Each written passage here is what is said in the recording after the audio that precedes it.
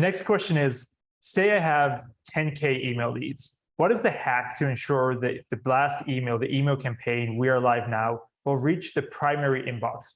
I know email warm-up is needed, but there is a per-day send limitation of Google Workspace email. Please share what are the necessary tools required and the best way to achieve it. So this question is really about email deliverability.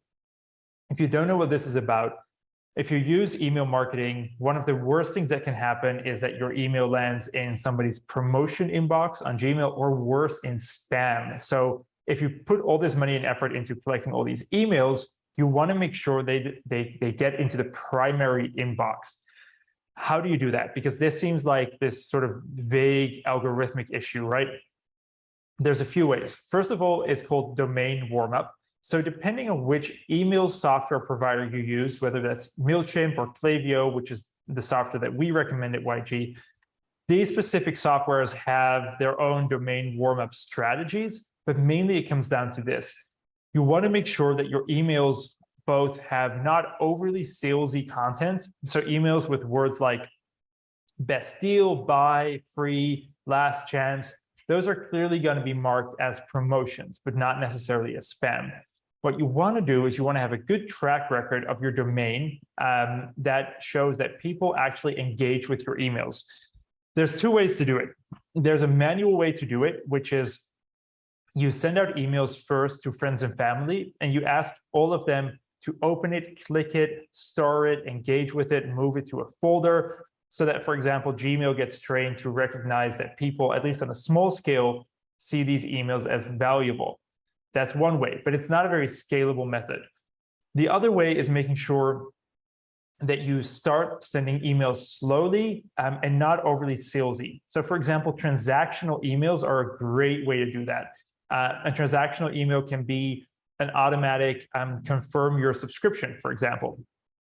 So, for example, on Klaviyo, you can say that you want people to double opt in to your newsletter.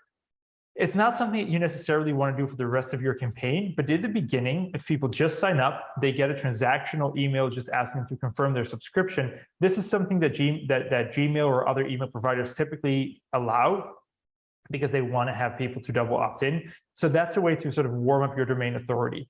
Another thing you could do is, for example, make sure that when people sign up, the first email you send them is plain text, so not too much markup or design or overly salesy elements, and just have it be a personal message from you, so not info at or hello at, but for example, George at YG, and then saying, hey, this is George, quick question, would you just mind letting me know if you got this email? Just reply to me with, say, got it, or thanks, George. That way, people have interaction with those emails that you send. And again, Gmail and the email providers see it as a valuable, real email that people want to interact with. So summarizing this, 1, ask friends and family to receive the emails and star them, open them, click them, and move them to a folder to indicate that they're important.